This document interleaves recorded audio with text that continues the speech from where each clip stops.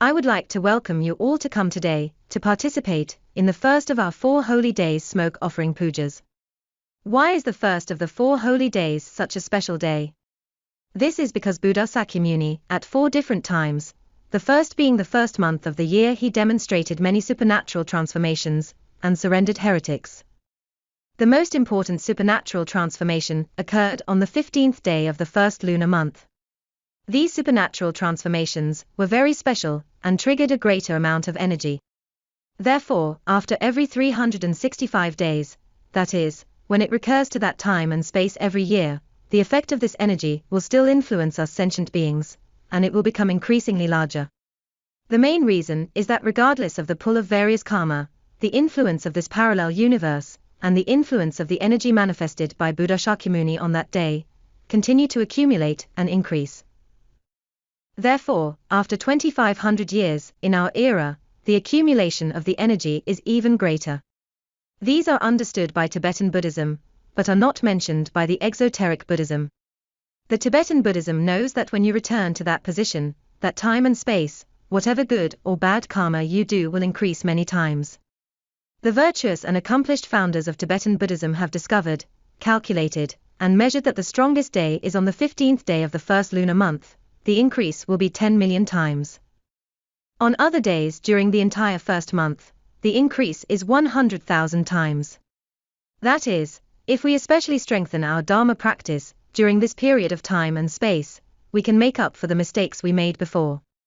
The evil retribution may be increased many times due to the effect of the parallel universe. What do we do to offset them?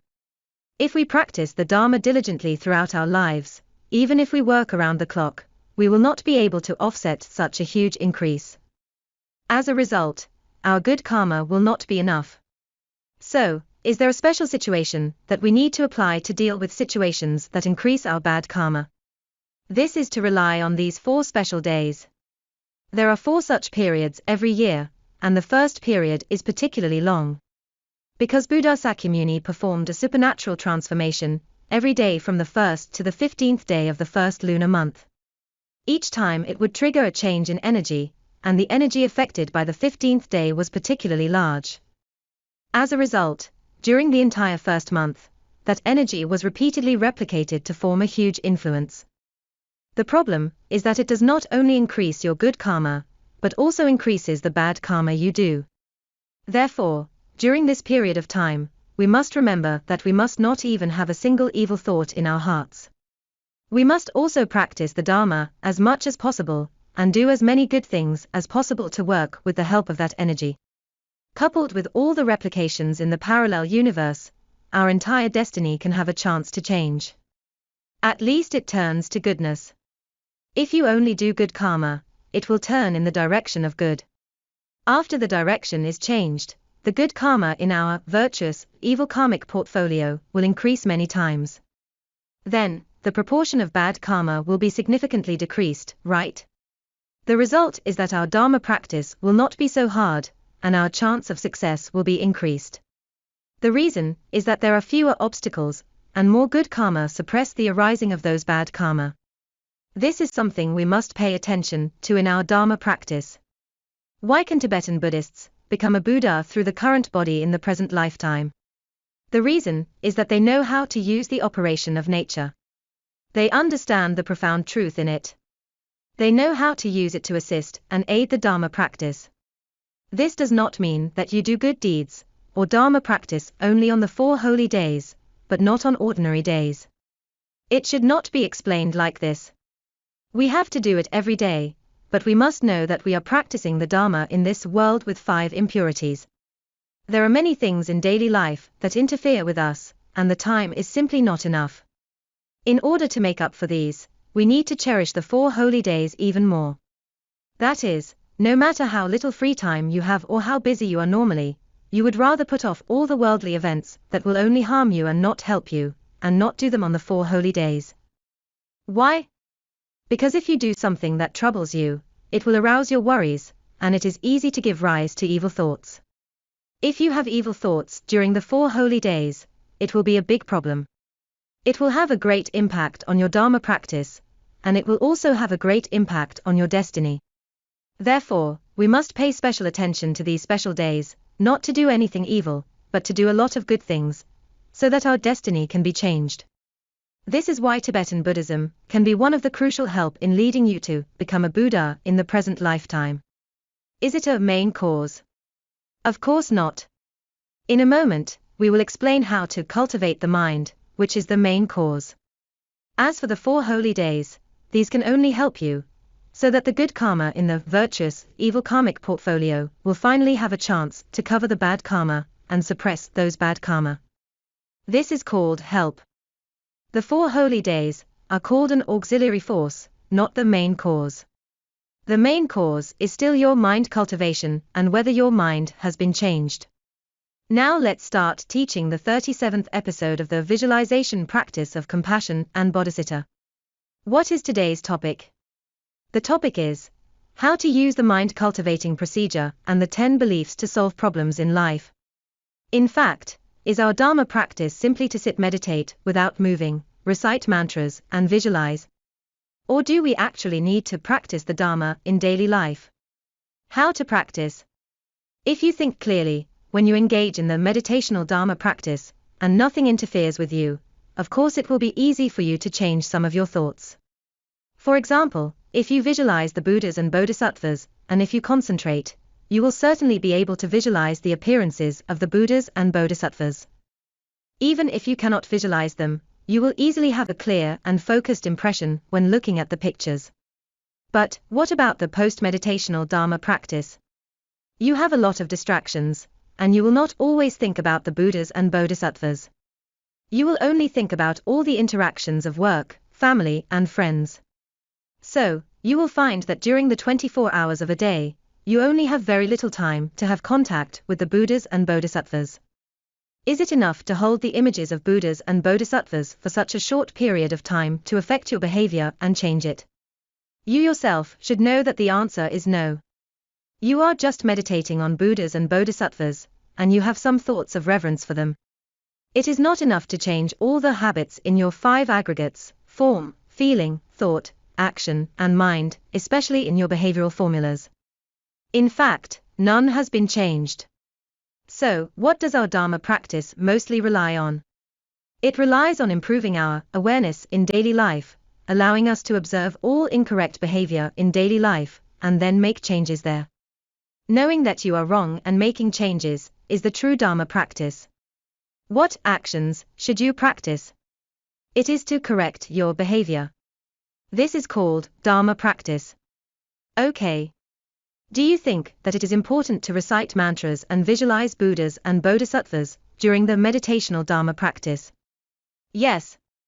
But do not forget that it only takes up 1 to 2 hours of your 24 hours at most. And during these 1 or 2 hours, it is not about making changes to your behavioral formulas. It is only to focus on how to recite the mantras frequently to connect with the Buddhas and Bodhisattvas, and ask for their help so that you can visualize yourself to become a deity. However, if your mind has not changed, no matter how you change your appearance, whether you become a Buddha or a Bodhisattva, it will be of no use. In other words, in our Dharma practice, the most important thing is how to correct our behavior and mind in daily life. You may ask, are the things I do during the meditational Dharma practice important? It should be said this way: if you can correct your mind and behavior, and then work with your visualization of the Buddhas and Bodhisattvas, this is the most effective. This is called mutual complementation, and it will allow you to get what you want, be it to go to a Buddha's pure land, to escape reincarnation, or become a Buddha. However, if you have no way to change your behavioral formulas, your mind has not changed or has changed very little, you only rely on visualizing the Buddhas and Bodhisattvas, or visualizing yourself to become a deity, I can tell you, I can definitely give you an answer, and I can assure you that you will not be able to get what you want. It may not be possible to go to a Buddha's pure land, let alone escape from reincarnation and become a Buddha. So, you need to know what is important, less important, and what is mutual complementation. What is the most important? In other words, the first step of Dharma practice is to correct your behavior. Of course, you must also work with your meditational Dharma practice, and then make progress together to be effective. If it is in daily life, how can we use the mind cultivating procedure to solve problems? Whenever I encounter a problem or trouble, I become very restless and must resolve it. If I cannot resolve it, how can I continue to live? Even if I must resolve it, how can the Dharma help me? If I do not use the Dharma to help me and just do whatever I want, will I be reincarnated forever? The answer is yes. You are really going to be reincarnated forever, and you have not given yourself a way to survive at all. However, if you practice the Dharma, it will be different. You have a way to survive. How to use that way of survival? It is the mind cultivating procedure, combined with the 10 beliefs, which are 10 kinds of beliefs, 10 kinds of awareness. You must have them.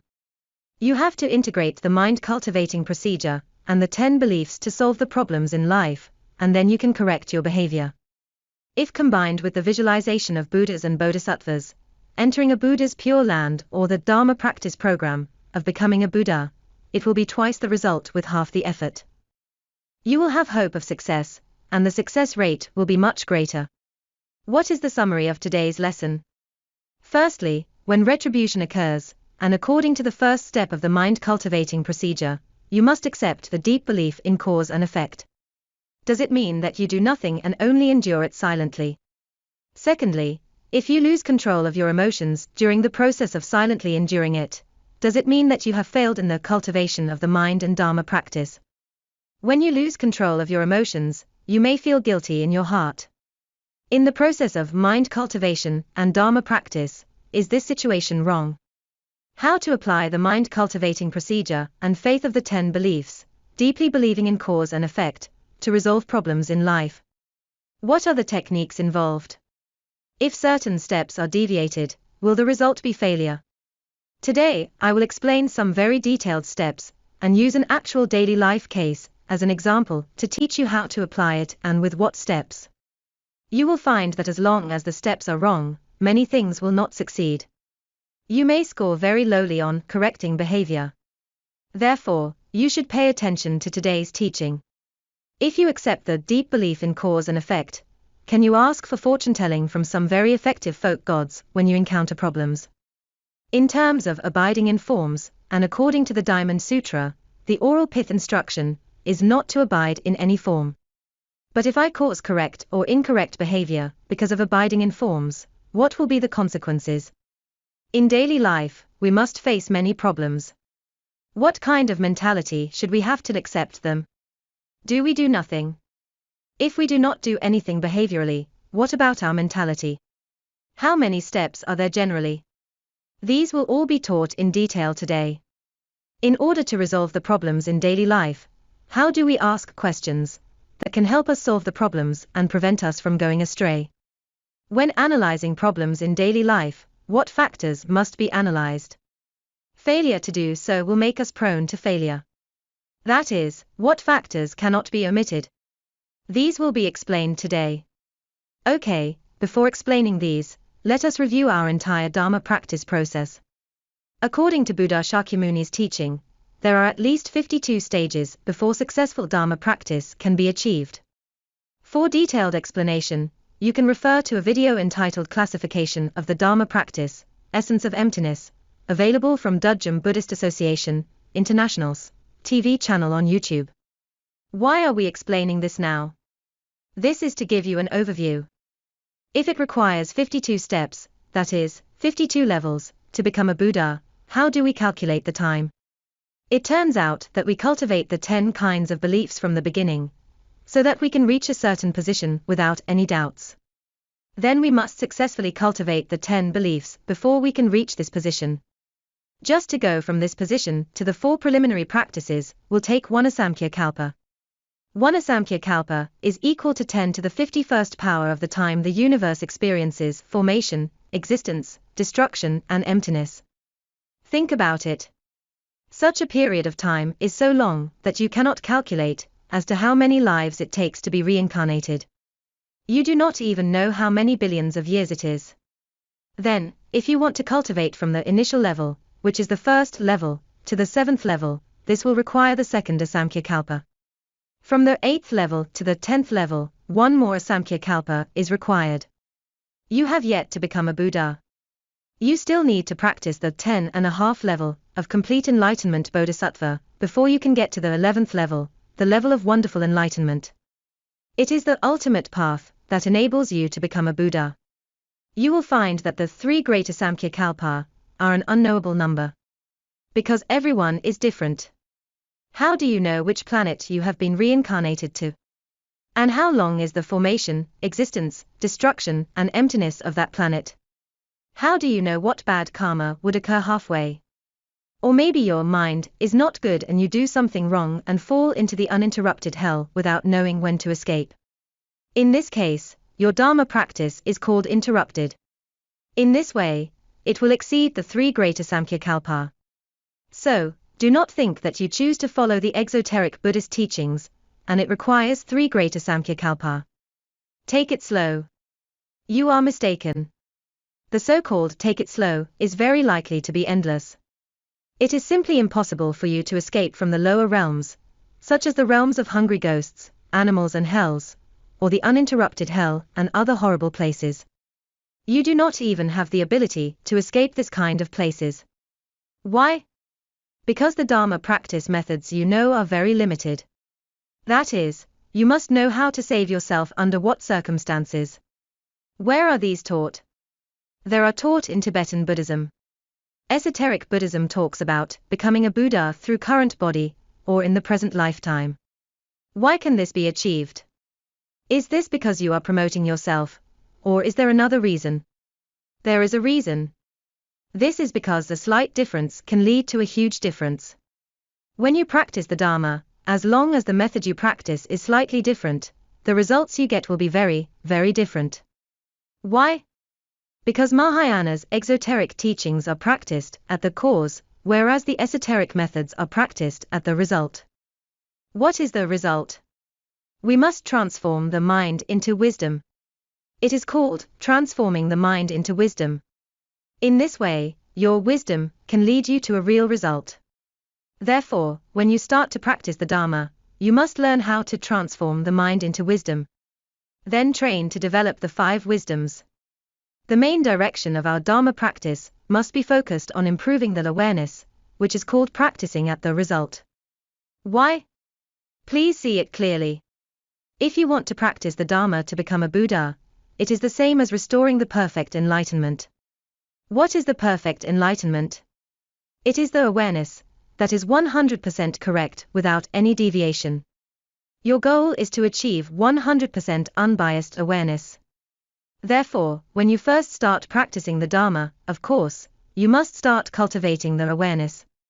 That is, when you start to cultivate the 10 beliefs at the level without doubts, you must practice to connect with the awareness. Otherwise, you will always cultivate at the cause, and only sow a little blessing. In this way, when you are likely to fall into hell because of insufficient blessing, everything will be interrupted. Because you have not cultivated the awareness, you will not have the awareness. How can you escape from hell without the awareness? There is no way to escape. In other words, do not talk about how powerful you are and that you can become a Buddha in the present lifetime. Just talk about how you can escape from the realms of hungry ghosts, animals and hells if you fall into them. You have to rely on the awareness. Whether you can be a human again also depends on the awareness. Whether you can go to the realms of heavens, or even go to a Buddha's pure land to continue your Dharma practice, also depends on the awareness. If your Dharma practice is all about sowing a little blessing and reciting a few Buddha's holy names, how can you develop your own awareness? You will never be able to achieve your wishes. You will just lose everything. It cannot be like this, right? So, you must remember that the 10 beliefs are the most basic. You must rely on these 10 beliefs to never waver and carry on smoothly. From the beginning, these 10 beliefs must be cultivated with their awareness. Okay, let's take a look at how the 10 beliefs are described in the upper volume of the Sutra of the Garland of a Bodhisattva's primary karmas, names of sages and holies. First, we must have faith. The second is remembrance. The third is zeal. The fourth is wisdom. The fifth is meditational concentration. The sixth is non-retrogression. The 7th is dedication of merits. The 8th is protection of the Dharma. The 9 is moral discipline, and the 10th is aspiration. Today, we will use a real case to explain and teach you how to work each of the beliefs with the mind cultivating procedure in daily life. Today's teaching will be in more depth. If you want to review the literal meaning or a more general explanation, you can rewatch episodes 30, 31, and 32 of the Visualization Practice of Compassion and Bodhisattva series. Okay. In other words, from the beginning at the level without doubts, when we first practice the Dharma and step into Buddhism, we already need to connect with the awareness in order to have the opportunity to become a Buddha through the current body in the present lifetime. These 10 beliefs are the cause, and when you sow the cause of this first step, you have to connect it with the result. This is a cause and effect relationship. If your 10 beliefs and the awareness are not related when you practice the Dharma, that is, your 10 beliefs and the awareness are not related at all and you are just reciting the names of the Buddhas, no matter how you practice the Dharma, the awareness will not be developed. No matter how incredible you are reciting the mantra, it is of no use. Why? Because you are not connecting with the awareness. This is a cause and effect relationship. It is very easy to understand. You often say to develop the awareness. How to develop it? We need to cultivate our mind and practice the Dharma. We must cultivate our mind so that our behavior can be corrected. This is called cultivating the mind and practicing the Dharma. Is there a method at all? Firstly, you must know the mind cultivating procedure. Secondly, you must understand the oral pith instruction of the Diamond Sutra, do not abide in forms. Note that if practice the mind cultivating procedure without understanding the oral pitch instruction, it will be easy to abide in forms and become attached to things. In this case, you will get a very low score. Of course, a very low score is better than a 0 score. But it will slow you down. What we want now is to become a Buddha in the present lifetime. So, it has to be fast. You must know these oral pith instructions. If you want to be fast and if you want to become a Buddha in the present lifetime, you must understand these oral pith instructions. Not only know the explanation, but also know how to apply them. This is still not enough. You also need to understand the second most powerful oral pith instruction, not to abide anywhere in order to arouse one's awareness. The awareness here is your intrinsic awareness. Only then can the 5 wisdoms be developed.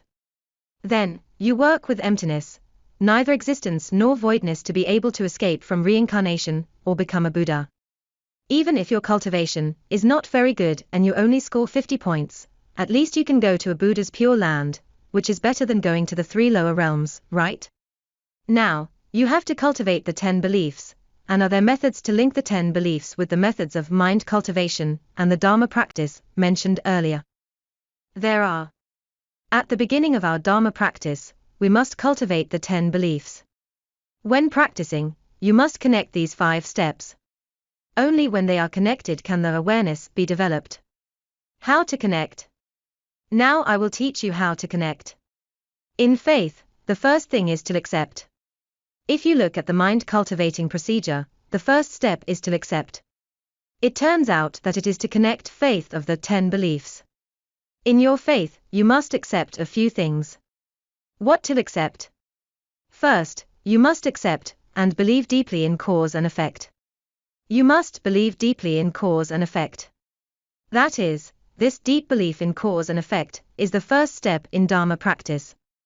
If you step into Buddhism and cannot even take the first step, there is no need for you to go any further. You will definitely fail. You will not succeed, even though you feel that you are still practicing, you will not succeed. We must believe deeply in cause and effect in order to succeed. When you deeply believe in cause and effect, you will definitely guard your body 3, speech 4, and mind 3, and will not make mistakes, because you know that cause and effect is very frightening. If knowing that it is frightening, of course, you will be very careful about your actions. Buddha Shakyamuni said this sentence at the end of the sutra that describes his own case. Why? Because after he cultivated and became a Buddha through 3 great Asamkhya Kalpa, he summed up the most important behaviors and oral pith instructions. In other words, if you do not guard these things, you will have no way to survive. Even through great Triasamkhya Kalpa, you may not be possible to succeed in your Dharma practice. Okay. Body 3 means killing, stealing, and sexual misconduct. Speech 4 are lies, evil words, idle talk, and double tongues. Mind 3 are greed, hatred, and ignorance. These 10 things must not be done. You must be very careful to guard them, and you must not make any mistakes. In this way, your deep belief in cause and effect can get a full score. This is the method to practice and develop the wisdom of equality. This has been taught before and I will not repeat it. This is the first kind of awareness that you must have. Once you have it, you can cure your excessive greed, hatred, and ignorance. Why? If you guard your body, speech, and mind, you will certainly not be full of greed, hatred, and ignorance. In addition, you will know that you will have retribution in the future. If it accumulates, you will go to hell. You will not act recklessly. Hurry up and repent. Then your pace to repent will be very fast. Do not take your time, because the slower you go, the more you will accumulate, and the harder it will be to escape, right? You must be brave enough to come out and make a public repentance. Therefore, our Dudjom Buddhist Association, International, has a Upavasata Purja for disciples to have the opportunity to recite precepts and repent. This is because if you repent publicly, it can be repented many times faster. There are many people who do not have the courage to do it. But if you believe deeply in cause and effect, you must have great courage. Furthermore, your awareness will never be insufficient. Why? You often guard the body, speech, and mind. You must be very aware to be able to guard them, so you will not be short of the awareness, right? Then, you will easily obtain the wisdom of equality. If we accept and deeply believe in cause and effect, does it mean that we do not need to do anything, but just endure it silently? How can we apply the mind-cultivating procedure to solve all problems in daily life? What are the techniques involved? If some steps are deviated, will the result be a failure? Now, let's talk about a real case. Recently, I received a letter from a disciple who had just taken refuge in January 2021. How long has it been since taking the refuge? Fewer than 2 months. This disciple wrote me a letter. He wanted to repent several things. From this letter, you can see that even though he is a disciple who has just taken refuge, how high is his awareness? How is he a disciple who follows his guru's teachings? He wrote this, because of the serious pandemic in the UK recently, my daughter is trapped in the UK alone and cannot come back. The flight ticket she booked back to Hong Kong has also been cancelled. At the time, I was struggling with whether my daughter should stay in the UK, or go to the United States to live with my brother for 2 weeks, that is, quarantine for 2 weeks, before flying back to Hong Kong. Not knowing what to choose, my wife and I finally went to a temple to ask for fortune-telling and seek direction. I felt very uncomfortable at that time, because I knew that after taking refuge, I should not offer and worship other religions, or ask for fortune-telling. My mistake was due to my failure to firmly believe in cause and effect. My daughter also understood the situation, and accepted to stay in the UK. My mother also suggested staying still for fear of being easily infected on the plane. It's just because I longed for a family reunion, and I hoped that praying and drawing divination sticks would give me the strength to make a selfish choice.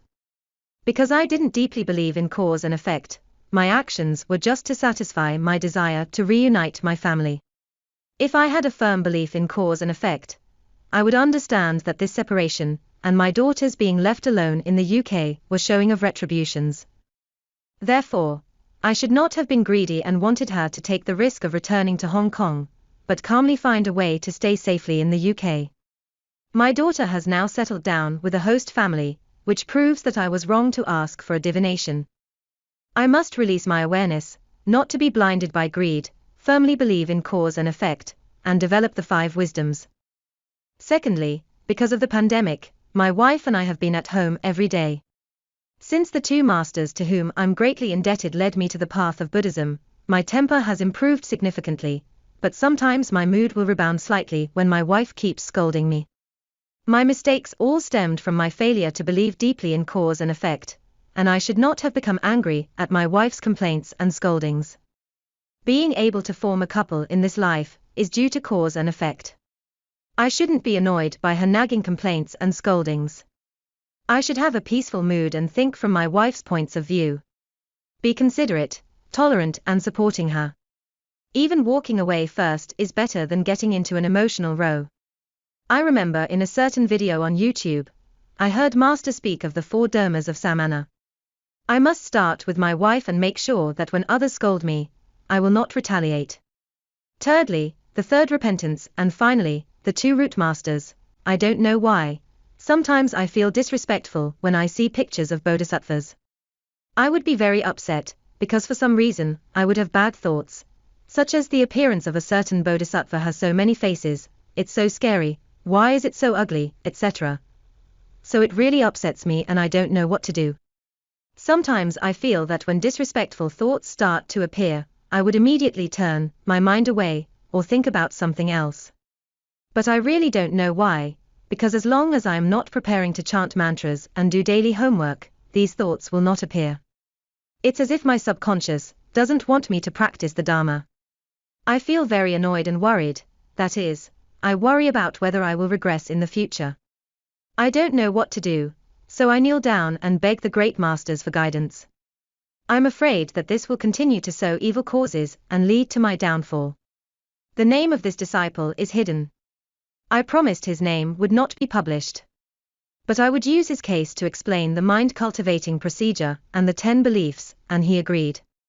So, I will use this case to explain today. Let's first look at, based on this case, how to use the mind-cultivating procedure and the faith of the 10 beliefs, a deep belief in cause and effect to solve problems in our daily lives or problems in Dharma practice.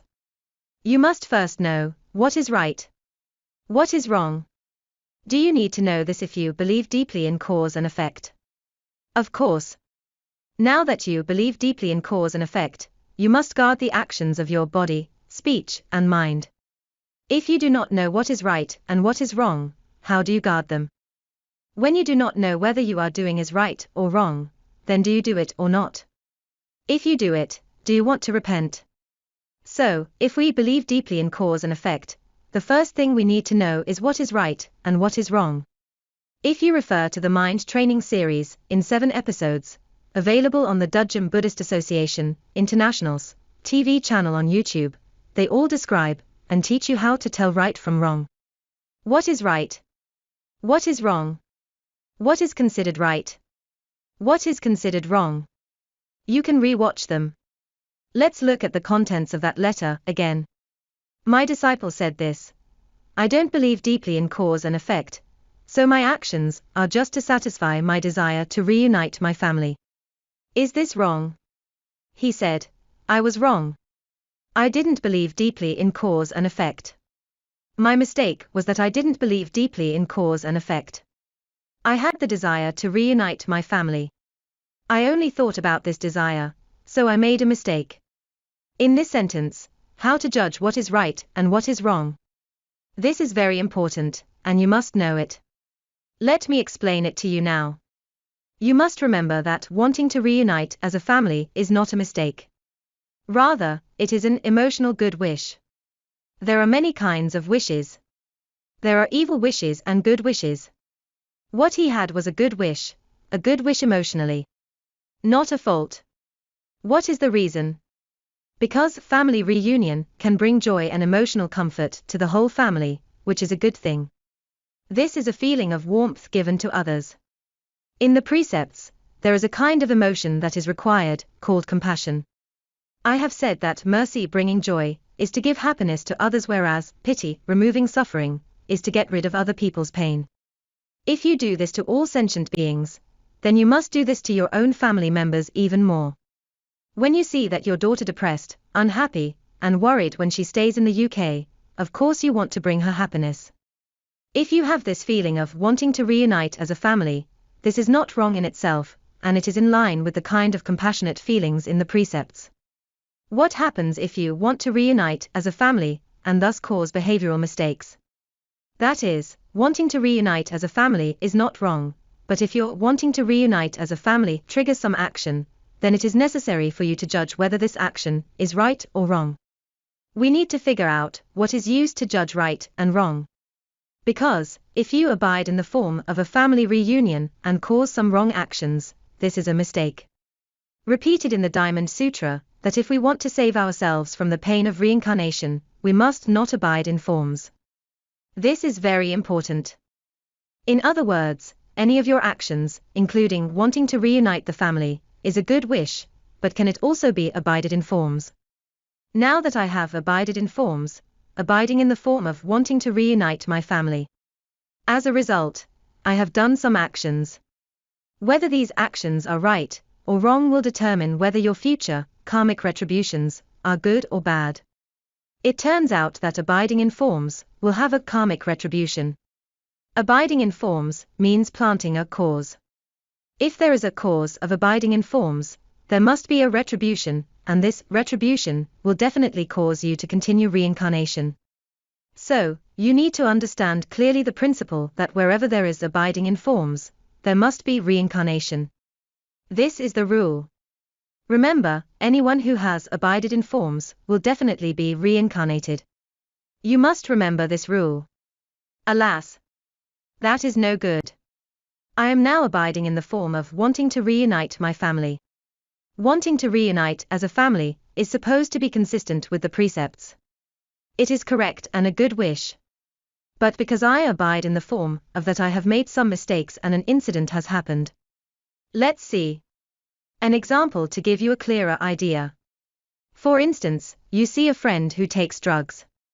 Because he has no money to continue buying drugs, the drug addiction is extremely painful. He keeps shaking, drooling, and has runny nose. He looks very miserable and calls you, begging you to save him. So, you become soft-hearted and lend him money to buy and continue to take drugs in a hope that he can temporarily escape the pain. This behavior itself is wrong.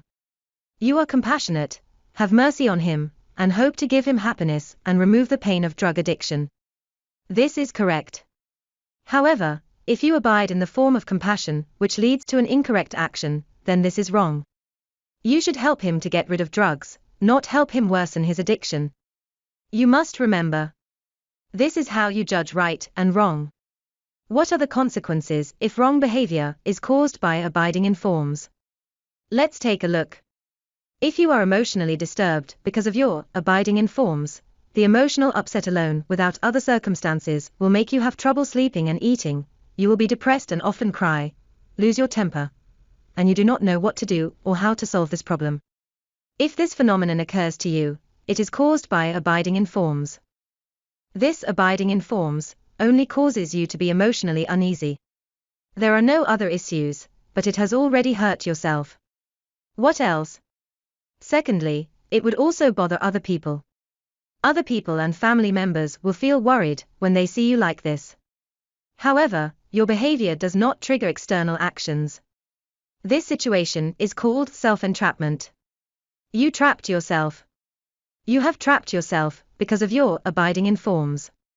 When you are facing the calamity of life and death, you will easily trigger the occurrence of bad karma in the virtuous, evil karmic portfolio, due to your emotions, causing you to be reborn in a bad place. You must know that emotional instability is very serious, and it will directly affect our future reincarnation. Do not think that this is nothing serious. It is only emotional unease. Just see a doctor, take some medicine, and sleep well, and there will be no problem. No. When the knots in your heart cannot be untied, they will always entangle you and become a trigger of gunpowder that will detonate your evil karma at any time. The evil karma will burst out and you will be retributed. So, you must remember. Do not think that this is a trivial matter. It is not a trivial matter. When abiding in forms causes emotional uneasiness or disturbance, it is also a cause for medicine. The difference is that you must see a doctor if the cause for medicine is large enough to cause depression, while in a milder situation, it will only result in emotional uneasiness. You must remember something called the butterfly effect.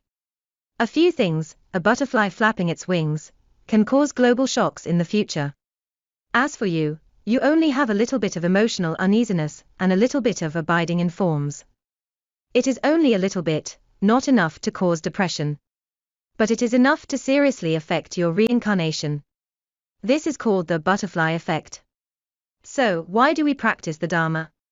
It is to modify our behavior. The Diamond Sutra states that you cannot abide in forms, then you must not abide in forms. Otherwise, you will be in serious trouble. Look, you have abided in forms now, so you have to correct your behavior.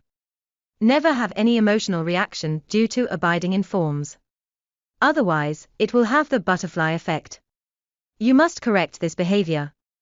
Okay, you may say that no. I've also done some wrong actions. I went to seek divination, because of my abiding in forms, and I did something that violated the precepts. In this way, you have committed some actions. What will happen to you? You will lose your autonomy, be controlled by your karmic creditors, and your awareness and wisdom will be buried. Why?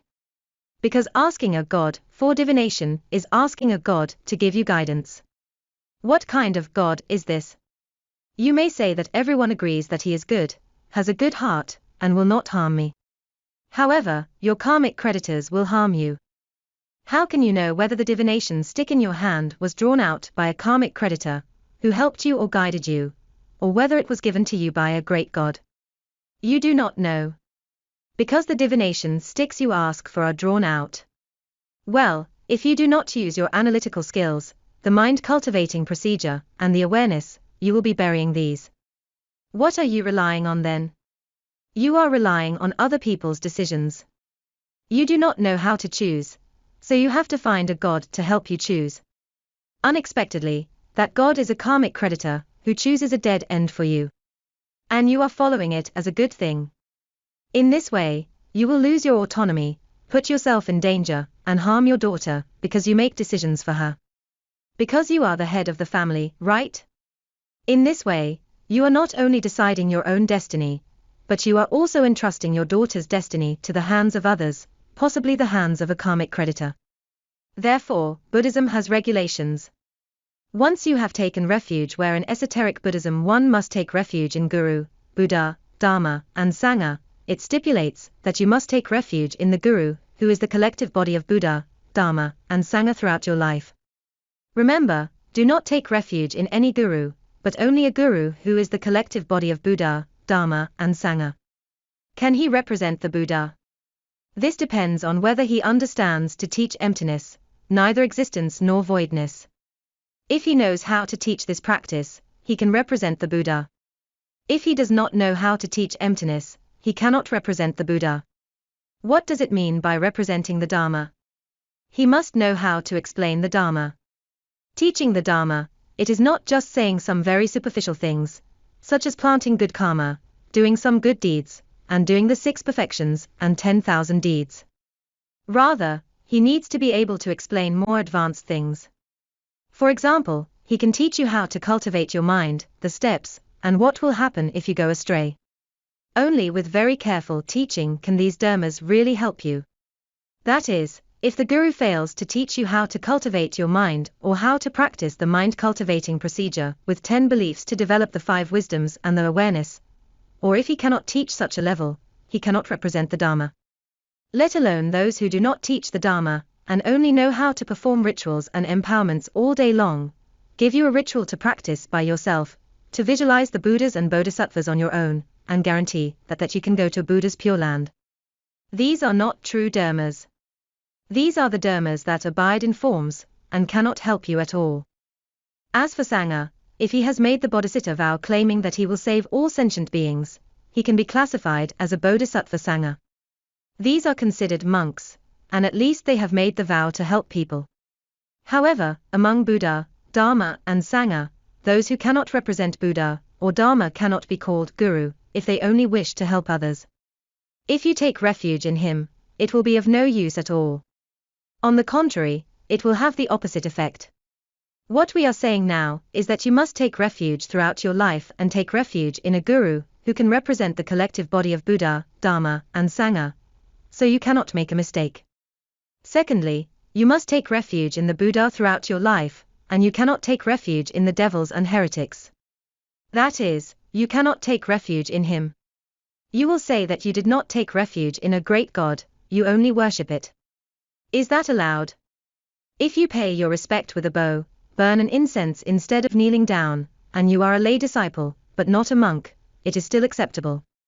But the problem is, if you do this it will cause a counter-effect. What is the counter-effect? All other people who believe in Buddhism and take refuge in Buddhas will mistakenly think that this is right and good, and they will follow suit.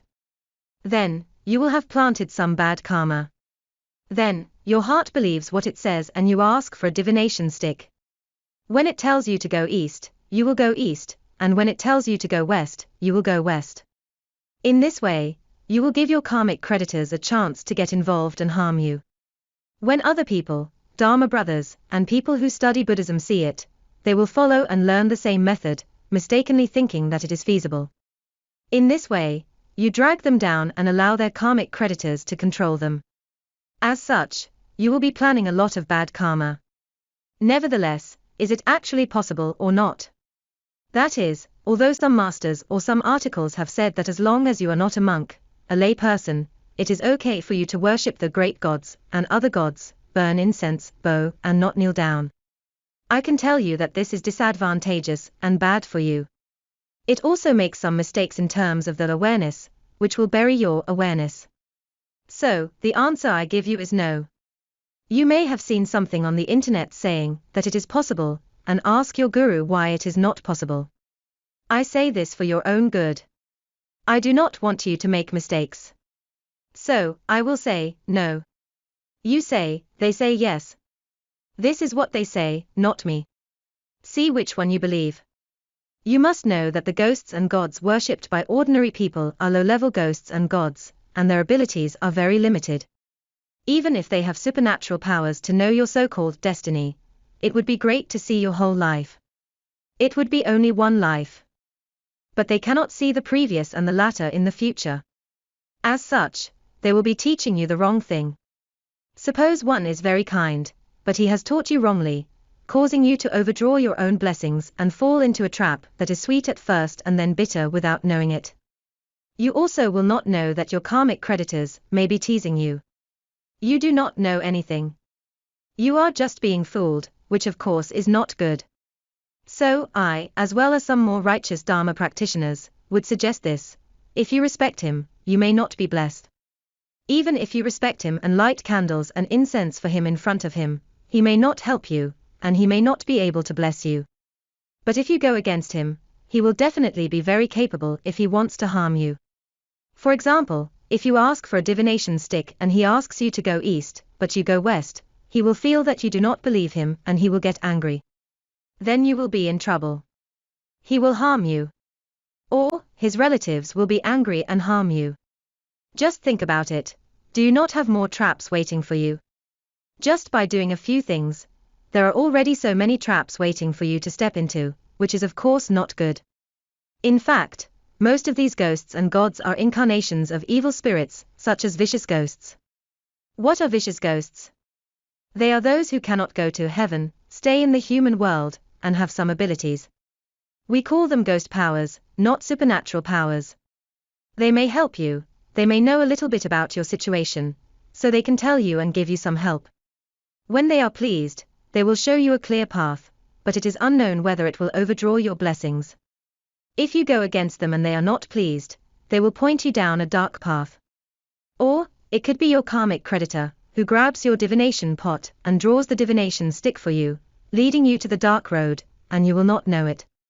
They are the incarnations of evil spirits, which means that they cannot teach the most absolute, 100% correct and absolutely correct Dharma, nor can they teach things that can enhance their awareness. But if you overdraw your blessings and go astray, that is what they can teach you.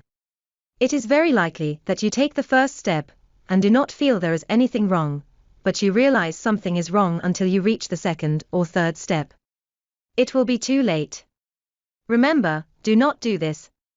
Therefore, it is stipulated that one should take refuge in the Buddha throughout his life, and not take refuge in the devils and heretics. If you are passing by on the road and meet someone head-on, it is okay to bow to someone. But do not go into the temple. As soon as you walk in, you are already surrendering to him, and then you ask for his fortune and advice. This is a wrong behavior. You must remember that the reason why you cannot ask gods for divination is because karmic creditors are dangerous and will only bring you greater danger. Okay. Thirdly, you must take refuge in the Dharma throughout your life, and you cannot take refuge in heretics. That is, what they say is not the true Dharma that is 100% in line with the correct path. It will not improve your awareness. It will only increase your greed, hatred, and ignorance. If you worship them, will they help you prosper and avoid disasters? Is this possible? This is a question. However, what will really harm you is to lead you astray. So, remember, do not listen to things that will lead you astray. Fourthly, you must take refuge in the Sangha throughout your life, and you must not take refuge in heretics. If he has not made a vow to save all sentient beings, and has not made a bodhisattva vow, then his heart is at best nothing more than this. It is a type of those who follow me will prosper, and those who go against me will perish. This is not good for you. Something could happen at any time. You do not know when. You must remember that if you do this, not only in the main direction you will put yourself in a situation where you lose your autonomy, but it will also trouble others. Why is that? Because the decisions you make may affect others. If you make decisions for your daughter, you will harm your daughter. So, it will trouble others. Also, because of your abiding in forms, some external behaviors are triggered, such as you going to ask for divination and fortune-telling. You may say that asking for divination and fortune-telling is a very trivial matter. It is not committing adultery, so how wrong is it? This is called the butterfly effect. What is wrong? What do we call this situation? Trapped.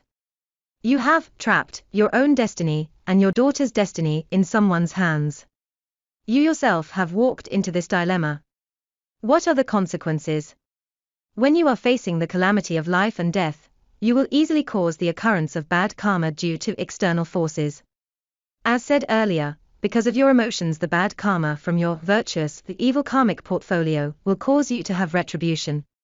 Here it becomes the critical moment of life and death, the most stressful time, when external forces causing bad karma occur.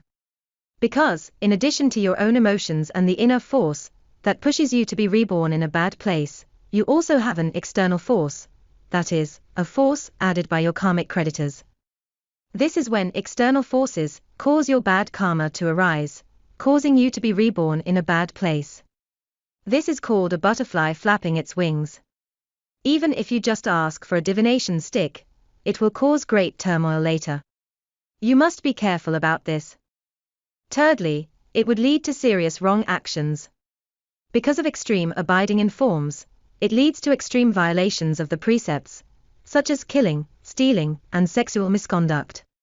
This is not allowed. What will happen? Mainly, it will cause you to be reborn in the 3 lower realms and lose that awareness. Then you would hurt others. Of course, you will hurt others if you kill, steal, or commit adultery. That is, you trigger external actions and aggravate the occurrence of your own bad karma. This situation is called falling. Abiding in forms can appear in 3 situations. It can be self-trapped, it can be trapped, or it can be falling. So, how miserable it is to abide in forms. The Diamond Sutra states that you must never abide in forms. This is what it means. What happens if you abide in forms and fall? When you are facing the calamity of life and death, and because you are full of greed, hatred, and ignorance, and too much evil karma, you will quickly be reborn in the 3 lower realms. So, remember, this kind of abiding in form has a name called the malignant abiding in forms. What if correct behavior is triggered by abiding in forms? For example, I really want to learn Buddhism, and I abide in the form of learning Buddhism. So, I take refuge in the 3 jewels, seek the blessings of Buddhas and Bodhisattvas, and actively devote myself to Dharma practice. What will happen? You will make your emotions very stable. If you learn the correct Dharma, and there is someone who teaches you how to cultivate your mind, you can succeed. You will have something to rely on, gain meditational concentration, and improve your temper. You will achieve it. Okay, this is mainly about improving yourself. Secondly, you will make others happy and make others think that you are getting better and better. If it only leads to emotional stability, and you do not trigger other external behaviors, this situation is called self-rescue, which means you saving yourself. When you are facing the calamity of life and death, it is easy for your mind to be stable and trigger the virtuous karma to arise, causing you to be reborn in a good place. This situation is called the Hinayana practice method. Why is that? This means that there is no intention to save others, no action is taken, and the Dharma practice is solely to save oneself.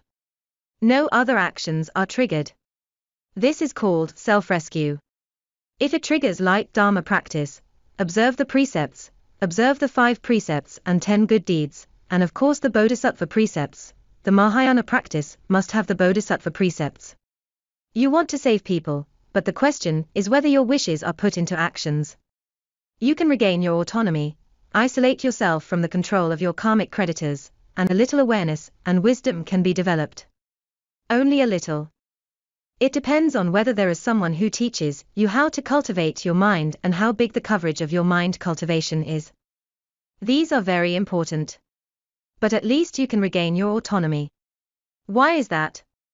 The Sutra of Empowerment, 3 Jewels of Refuge, 5 Precepts and Wearing Protective Mantra states that after taking refuge in the 3 jewels, there will be 36 kings of ghosts and gods who will follow to protect and help. Kings of ghosts and gods, each king has many relatives below him. When you see 36 ghosts and gods, there will be many others and they will protect you. If you can also take the 5 precepts, for each precept you observe, there will be 5 precept protecting gods who will follow you to protect you. There are 5 gods for each precept. If you take all 5 precepts, there will be 25 gods to protect you. The Sutra of Dispelling Disasters said by the Lord Buddha also states that if one has taken the 5 precepts, man-eating ghosts will not dare to approach him. These are all mentioned in Buddha Shakyamuni's sutras. I only quote a few to show you and there are many more. I cannot say that much. The sutras describe why you can regain your autonomy after taking refuge.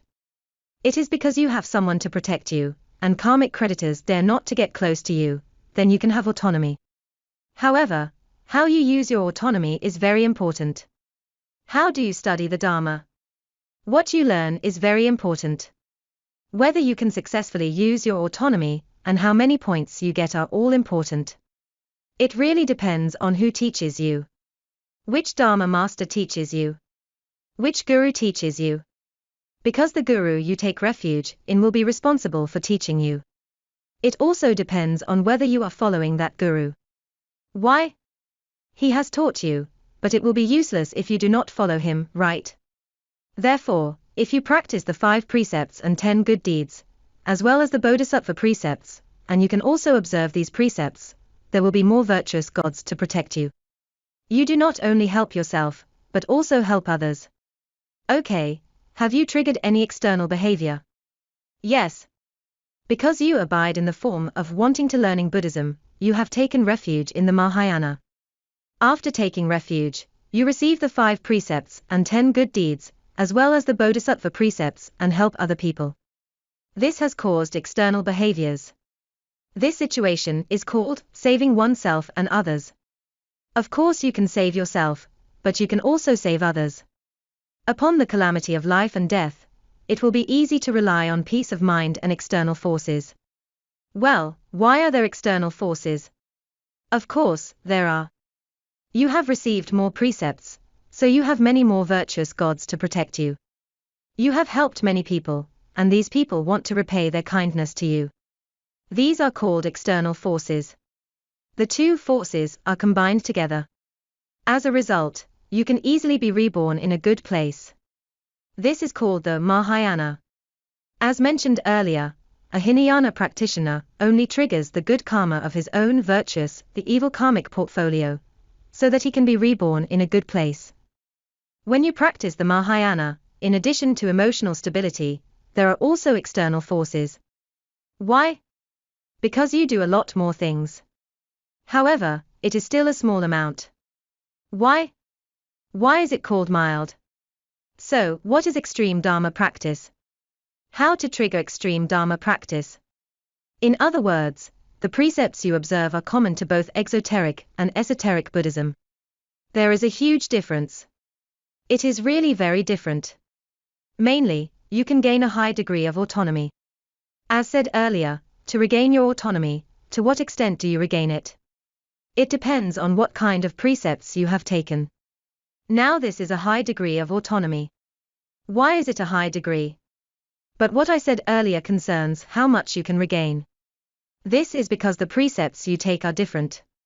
The amount and intensity of the Dharma protectors protecting you are different. These Dharma protectors can help you surrender and isolate karmic creditors, so that you can practice the Dharma with peace of mind and you can develop large quantities of your awareness and wisdom.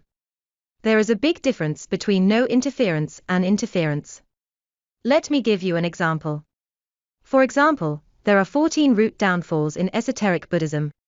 When you first start learning the esoteric Buddhism, you must take some precepts. You should receive the most basic 14 root downfalls. These 14 kinds of awareness, that are very broad and cover a very deep and wide range. Once you have received them, you will know that there are many things that cannot be touched or done, and there are many things that you should touch and do, which will be of great help to you. To put it simply, one of the precepts is that you should not despise the 5 aggregates.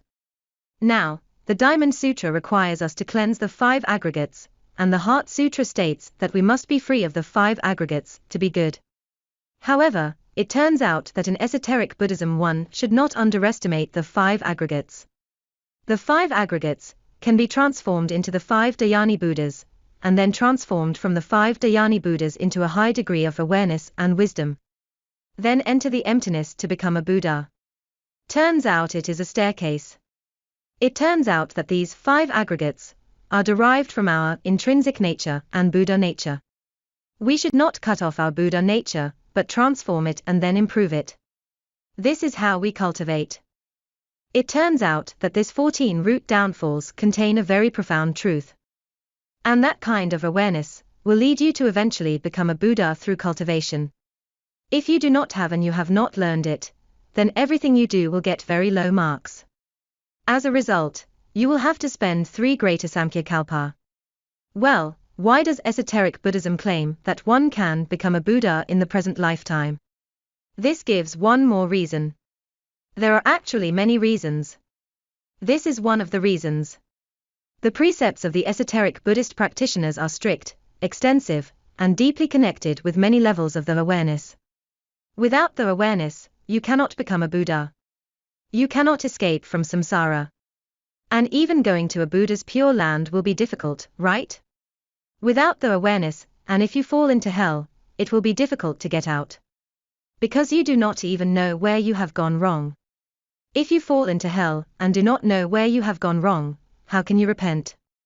I have received the 14 root downfalls and I know that if I touch these 14 things, something will happen, and they have taught me how to restore, repent, and purify.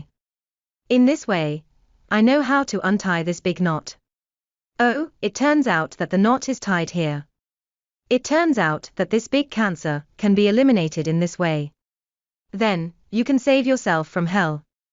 Even if I fall to become an animal, being ignorant, but in a flash, I will remember the 14 root downfalls and immediately repent. Then I could get rid of the animal body. How good this is! So, does the exoteric Buddhist teaching have these? No. This series of things does not exist in the exoteric Buddhist teaching. Let me tell you, these 14 are very good and very deep awareness. Without them, I guarantee that it will be difficult for you to become a Buddha. Even if you go through the 3 greater Samkhya-kalpa, you may not be successful. If you have them, you can become a Buddha in the present lifetime. How important do you think they are? Can you see the difference? Well, the second thing is that you can help others a lot. Even the Dharma protectors help you, and when you practice the Dharma well, you can help others even by reciting mantras. This is due to external behavior being triggered. You really have triggered it. Why? Because if you want to learn the Dharma, you must learn the most powerful and profound one, quickly, which does not make you float up and down. If you float forever, you will sink. So, we really must learn the esoteric Buddhist practice. But now, many esoteric Buddhist groups out there are fake. 9 out of 10 are fake. If what you find is the fake 9, I am afraid that you will definitely in serious trouble. Because it is so powerful, so many people are going to fake it. There must be many people imitating the good stuff. Have you ever seen bad goods being counterfeited? No one is counterfeiting bad goods. Jewelry must be counterfeited, because it is a good thing. You have to be careful. Those who do not know how to teach you to cultivate your mind, you really need to think about it clearly. How to teach mind cultivation is also very important. It is also very important whether there are high-level Buddhist teachings connected with the Diamond Sutra. If there is only a mind cultivation program without Diamond Sutra's oral pith instructions, there will be a huge difference. I am not sure if you can score 1 or 2 points. This is called advanced saving oneself and others. It is powerful. When the calamity of life and death occurs, it is easy for one to choose how to be reincarnated, even to escape from reincarnation, or become a Buddha, because of strong self and external forces. Can you choose? If you have enough power, you can have a choice. If you do not get a high score, you have no choice. Look at the Mahayana, or the exoteric Buddhism, where there is only peace of mind and external forces. The esoteric Buddhism is also of the Mahayana tradition. People call it esoteric Buddhism, not exoteric Buddhism. Because both self and external forces are very strong, the results are different. What is this kind of abiding in forms? It is called the virtuous, abiding in forms. It turns out that there are 2 types of abiding in forms. One is called the bad, abiding in forms, and the other is the good, abiding in forms. Regardless of whether it is good or bad, abiding in forms will definitely make you stay in the 3 realms and continue reincarnation. So, remember this principle. This is why the Diamond Sutra always states, not to abide in forms. It means that it does not want you to continue reincarnation. So, it keeps repeating this oral pith instruction. Even if you can enter the highest 5 levels of the heaven of form realm, the 5 heavens of no returning, you can escape from reincarnation. However, once you leave the 5 heavens of no returning, you will continue to reincarnate. There is no way to tell whether you can return to where you were or have the ability to save yourself, your loved ones, and all sentient beings. If you cannot come out, how can you save them? If you come out, you do not know whether you can save yourself or not. But if you do not come out, you will not be able to save your loved ones and sentient beings. This is not ideal. So, what should you do? Become a Buddha.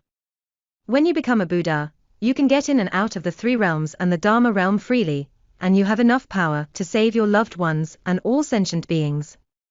How wonderful you think it is. Therefore, the oral pith instruction of the Diamond Sutra, not to abide in forms, means that firstly, it helps you get rid of troubles in daily life. If you are not abiding in the form of worries, and not attached to worries, how do you have worries? But without enough power, you cannot solve the problems. It is easier to be reborn in the 5 heavens of no returning, because nothing can entangle you and there are no worries. Of course, it is easier to enter the 5 heavens of no returning, but it cannot take you into the Dharma realm and become a Buddha. Why? Because something is missing. What is missing? The second oral pith instruction will complement it. That is, not to abide anywhere in order to arouse one's awareness. That is, you should not abiding in forms and not to be attached while developing a kind of awareness. This awareness can help you get rid of all the troubles in daily life, because you do not abide in forms. Then all the difficulties in daily life are solved, because you have developed the awareness. It will also be easier for you to enter the Dharma realm and become a Buddha, because you have completed and perfected your awareness. Then you have achieved success. Now let's look at our case. My disciple wrote like this: I must release my awareness, not be blinded by greed, firmly believe in cause and effect, and develop the 5 wisdoms. What he said is exactly how we should work the mind cultivating procedure, and the 10 beliefs together to develop the 5 wisdoms. We ought to believe deeply in cause and effect to develop the 5 wisdoms. How can we achieve that? Firstly, we must apply the mind cultivating procedure. What is the first step of the mind cultivating procedure? It is to accept. Accept what? Accept a deep belief in cause and effect. That is, accept that the daughter's current situation is the karma of past lives. This is what you must accept. If you accept it, you will not be struggling and anxious. At least you will have some meditational concentration, and you will be able to develop the wisdom of equality, and know that retribution always does its work. This is a kind of equality. You must accept, but accepting does not mean doing nothing. It is just that after accepting the karmic retribution due to cause and effect, you can enter the next step without anxiety, with meditational concentration, balanced emotions and mentality. What is the next step? The next step is to accept, having faith in the Guru. That is, you must solve problems and practice the Dharma according to the Guru's teachings, develop the awareness. If your Guru does not teach you the mind-cultivating procedure, the oral pith instructions and how to develop the 5 wisdoms and the awareness, then it will not help you. If he only confers empowerments to you and teaches how to recite bodhisattva mantras, etc., these will not help you. These are treating the symptoms, but not the root cause. Even treating the symptoms cannot cure it. This phenomenon often occurs. It is because you have not really solved the problem. If you do not really face it, how can this problem be suddenly solved? If you do not use your awareness to do it, how can your awareness be developed? How can you succeed in Dharma practice? Therefore, you must follow the Guru's teachings, if the Guru has taught you. That is, firstly, there must be a mind-cultivating procedure. Secondly, there must be the Diamond Sutra's oral pith instruction, not to abide in forms, so as to release your awareness.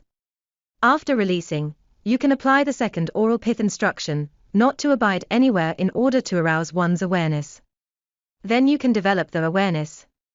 And you can work with the 10 beliefs to develop the 5 wisdoms. Then, work with emptiness, neither existence nor voidness to complete your awareness. This is having faith in the Guru. In other words, what do you want to accept? Accept to become a disciple of a Guru who can teach these methods. If you do not take refuge in him, you only have a little faith in him and listen to his teaching on YouTube. If you have become his disciple, you have to abide by a lot of rules which you are not willing to do so. You will not get anything without giving. This kind of giving is for the Guru to teach you at a more advanced level. And you are to receive the more advanced teachings. This is very important. If you find a Guru who does not know how to teach all these mind-cultivating procedure and oral pith instructions, you will not be able to develop the awareness, and you will not be able to succeed in Dharma practice. If you follow his teachings on YouTube to practice the Dharma, but you have not taken refuge in this Guru, it will be unsuccessful. If your Guru does not teach you how to cultivate your mind, and only teaches you to visualize some rituals, your mind cannot actually be adjusted. If you cannot prescribe the correct medicine for your illness in your Dharma practice, you will not be able to succeed. Even the daily problems cannot be solved by correct Buddhist teachings. You simply do not understand. I now teach you how to solve daily problems through correct Buddhist teachings, and I also give examples. But what will happen if you do not take refuge? These teachings on mind cultivation should only be taught to disciples and not made public. However, because ordinary people do not follow the instructions of the Guru, the effectiveness will be greatly reduced. It will be useless even if I teach it. It will be useless if I teach it on YouTube. People will follow some and not others. Many people's faith in their Guru is actually not enough. If it is enough, they would have become disciples of the Guru. Therefore, when these people follow the Guru's teachings on YouTube, they will definitely not follow them completely, and there will definitely be deficiencies. Also, there are things that the Guru will not teach on the YouTube, so some of them are missing. In addition, the Guru's internal teachings are more complete, which cannot be seen on the YouTube. Therefore, these people can only learn these teachings knowing something but incompletely. This phenomenon occurs due to their own decisions. Deciding to or not to take refuge is one's own decision. Without consultation, it can be counterproductive. The guru may not answer his question. Why? You are not my disciple, so I have no responsibility to answer it.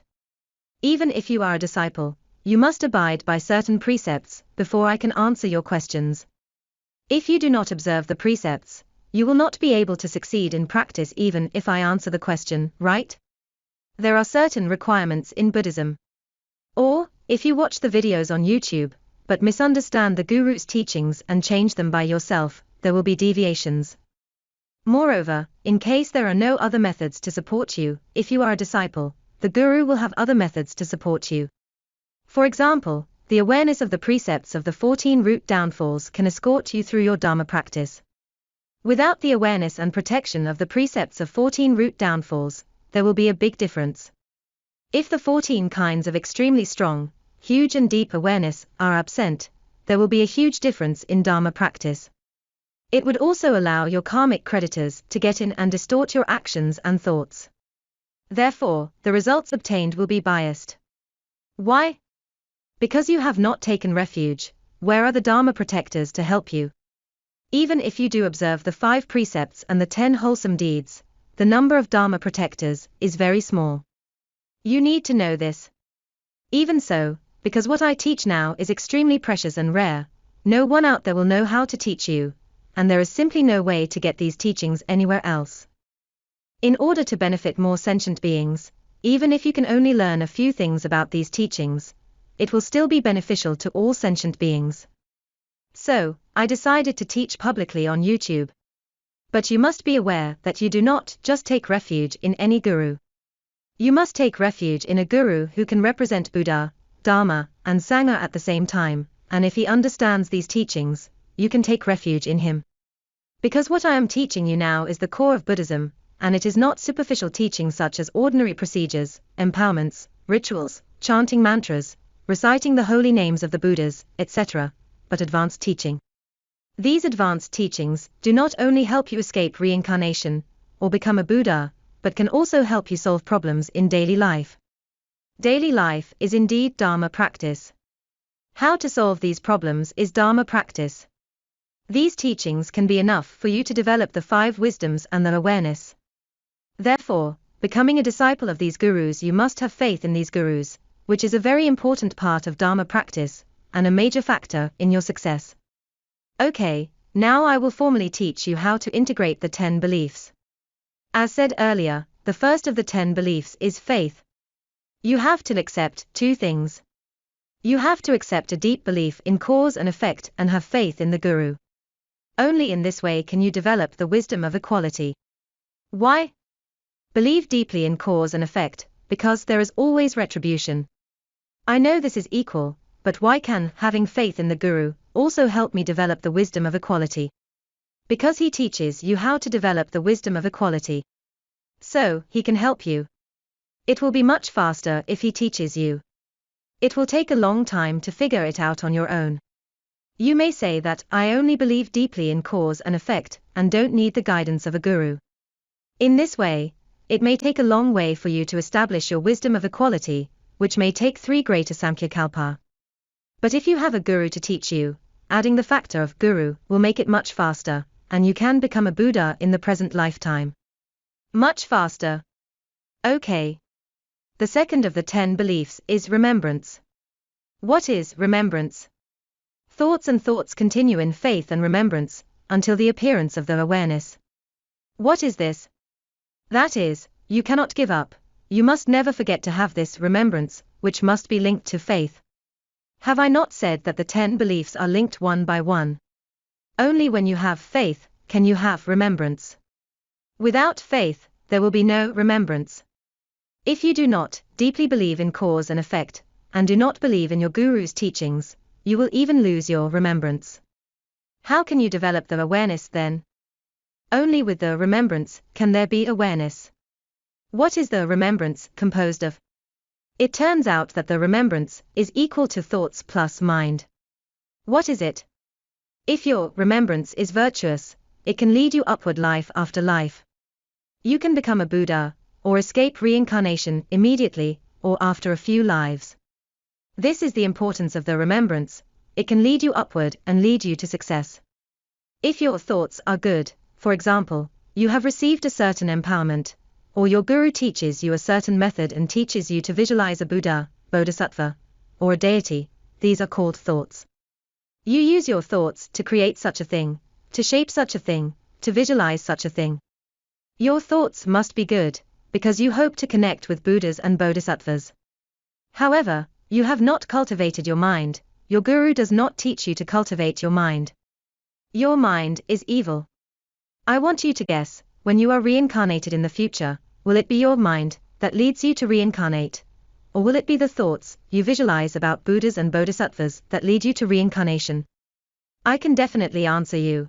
It is your mind that takes you, and it is 100% dominant. Can I give some of it to thoughts? No.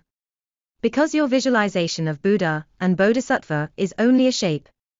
If your mind is no good, and you cannot connect with Buddhas and Bodhisattvas, your thoughts cannot score even 1 point, as your mind controls all your thoughts. In fact, your thoughts are based on your mind.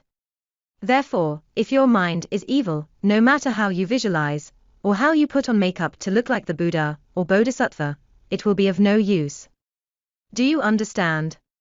Therefore, it is predominantly led by the mind. So, you must remember that if your mind is evil, your remembrance will definitely not be good. Then, you will definitely not be able to move up, and you will definitely be going down life after life. If you go step by step, you will eventually enter the interrupted hell. It is only a matter of time. If your remembrance is good, you will move up life after life. But in the whole combination of remembrance, if your mind is evil, your remembrance cannot be good. It must be evil. There is no way you can achieve success life after life. Your mind dominates everything. There are 2 types of remembrance. What is its combination? It is thoughts plus mind.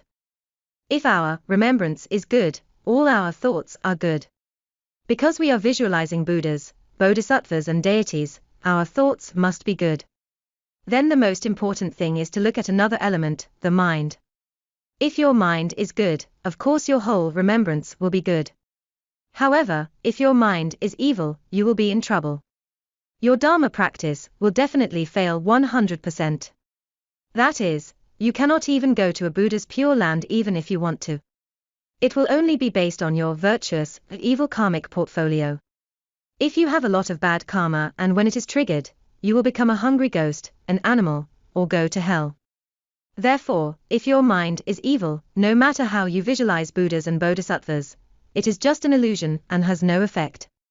As a result, your mind cannot be good. You cannot move up life after life. If you only have an evil mind with you, you will only go downward from life to life, until you fall into the interrupted hell, moving downward. Therefore, our remembrance is very important. That is, remembrance must be buckled with faith. You must firmly believe in cause and effect.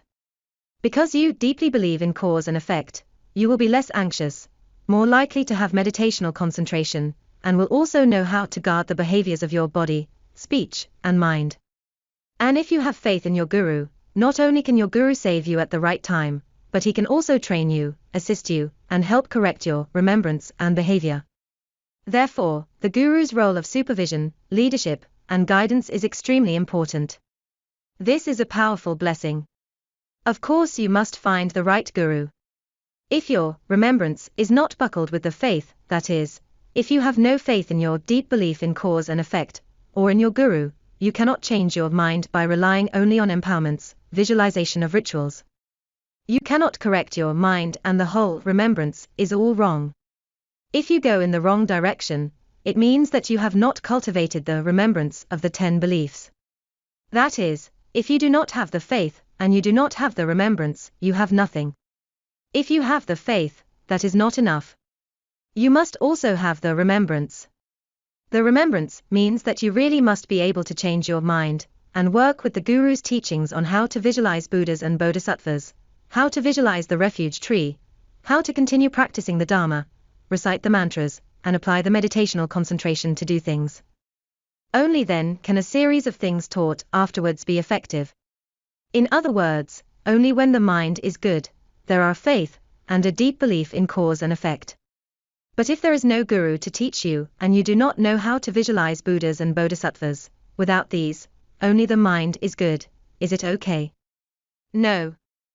In this way, you have to practice the Dharma slowly for 3 greater Samkhya Kalpa, before you have a chance to become a Buddha. That is, the mind improves slowly, bit by bit, and it will take 3 greater Samkhya Kalpa. It is also difficult to guarantee that in the middle of journey, will it be that because there is no protection from a guru, or a Dharma protector, you will learn bad things and your mind will become worse and you will fall back to hell. As you have lived so many lives, how can you guarantee that your mind will be good in every life? Because your mind may not be 100% good, you may not score 100 points. You may score only 50 or 60 points. So, sometimes you go up and sometimes you go down. This is called the ups and downs of life after life. So, remember, your remembrance is very important. Your mind is very important. And the mind cultivation is very important. They are all connected with each other. That is, your remembrance must be related to the awareness. If your remembrance has nothing to do with the awareness, and you do not adopt the mind cultivating procedure I am teaching now, just thinking about the appearances of Buddhas and Bodhisattvas, it will not change your mind at all, nor can your fate be changed. This is very important. Therefore, you must remember that your remembrance must be related to Bodhicitta. Now use this case as an example. You want to ensure the safety of your daughter as your primary goal. The mind of protecting your daughter should be extended to all sentient beings to be in line with the standard of Bodhicitta. If you can develop this kind of awareness, you can achieve the wisdom of equality. That is, your love for your daughter must extend to your love for all sentient beings. This is called the development of the wisdom of equality. When you endeavor to solve a problem, you must have a goal in mind and the goal must be related to Bodhicitta. Therefore, the remembrance means that you cannot abide in the form of your own desires. You hope to reunite your family, but neglect to protect your daughter. This goal is very important. If your goal is to reunite the family, it will be wrong. But if your goal is set to ensure the safety of your daughter and protecting all sentient beings, which is related to Bodhicitta, this goal is correct. If the goal attached to the remembrance is correct and coupled with the faith, you will succeed. This is the real Dharma practice, correcting your behavior, and this is the real way to improve your awareness. That is, remember that the goal must be related to Bodhicitta. Wanting to reunite the family is not a mistake in itself, but if you ignore your daughter's safety, because you want to reunite the family, it will be a mistake, and your goal will be wrong. Among the 10 beliefs, what does the remembrance mean exactly? It is acceptance. Acceptance again. It turns out that this remembrance is linked to the mind cultivating procedure. What do you need to accept? Remember this important point.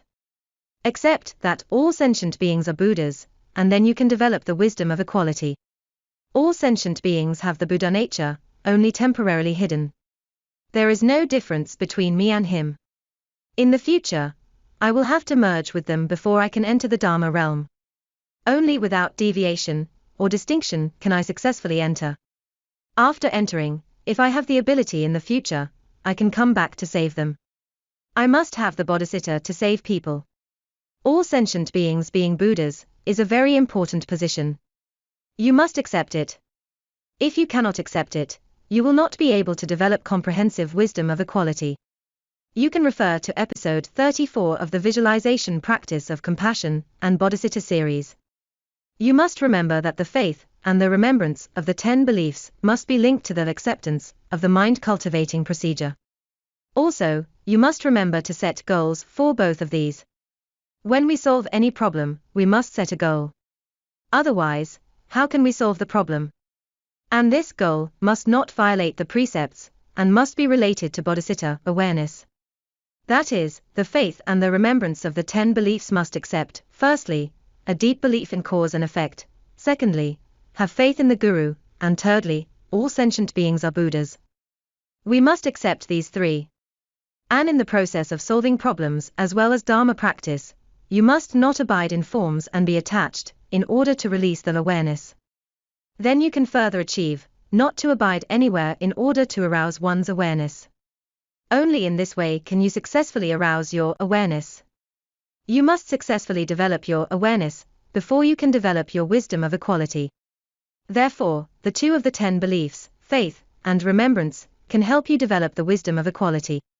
My disciple says, I must release my awareness, not be blinded by greed, believe deeply in cause and effect, and develop the 5 wisdoms.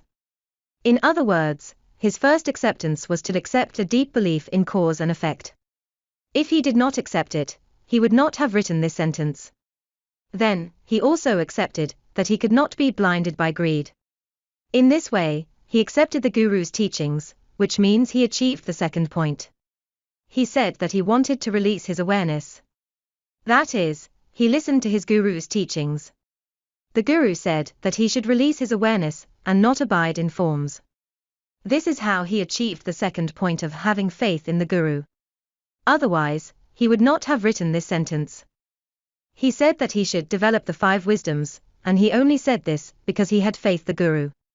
Because the Guru said that he should develop the 5 wisdoms, he remembered it in his heart. This is called having in mind. He was very mindful of all the Guru's teachings, and was able to solve this problem. Also, he knows how to repent. I think this disciple is full of that awareness, and has achieved these 3 acceptances. The third one is that all sentient beings are Buddhas, which has not been taught yet. So, he may not understand it. However, he did the first, believing deeply in cause and effect, and the second, having faith in the Guru. He has yet to understand the third. Nevertheless, he was able to solve this problem and achieved the acceptance. But whether he can be pervasive to all sentient beings needs to be learned to understand. What is the next step of the mind cultivating procedure, that is, the second step? It is questioning. What to ask? You have to ask, what is your goal? You must ask yourself, what is your goal if you want to solve this problem? Is this goal to reunite the family, to make yourself happy, or to make a decision for the safety of your daughter? If you do not understand this goal clearly, you will go down the wrong path. Remember, you cannot set the goal wrong. Once you make a mistake, you will be wrong. Therefore, I also want to praise this disciple's mother.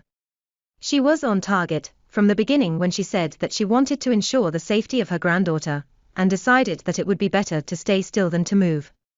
This was in line with the goal. The third of the 10 beliefs is zeal. What is zeal? Zeal means accurately and diligently working hard to improve. What does it mean by accurately? Firstly, you must set a goal when solving problems. This goal must be precise. Something will happen if it is set incorrectly and a little biased. Secondly, this goal must not violate the precepts. Thirdly, your goal must have bodhicitta and the awareness within it. For example, I want my daughter to be safe, and I also hope that all sentient beings will have this safety. This is related to bodhicitta and the awareness. Therefore, you must set goals very accurately, and then keep improving persistently, and you will definitely make continuous progress. Okay. That is, the first question is, what is the goal? The second question is whether there is greed, hatred and ignorance emotionally. If there is, repent immediately. Otherwise, if you do not correct your behavior, it will evolve into abiding in forms in the future, which will have a significant impact on your reincarnation. It is the butterfly effect. You must repent immediately to avoid the butterfly effect. After repenting, the problem must be solved through the steps of analysis, root search, and treatment. You cannot stop until you can correct the behavioral formula, solve the problem, and never do it again. That is, keep doing it until you get old. That is, there are 3 things to do in questioning. First, what is your goal? Second, do you have greed, hatred and ignorance emotionally? Third, have you taken wrong actions because of your abiding in forms? That is, have you done something, such as physical behavior or verbal behavior? You have to question whether you have done these things. If there is any, including behavior of the mind, you must repent immediately.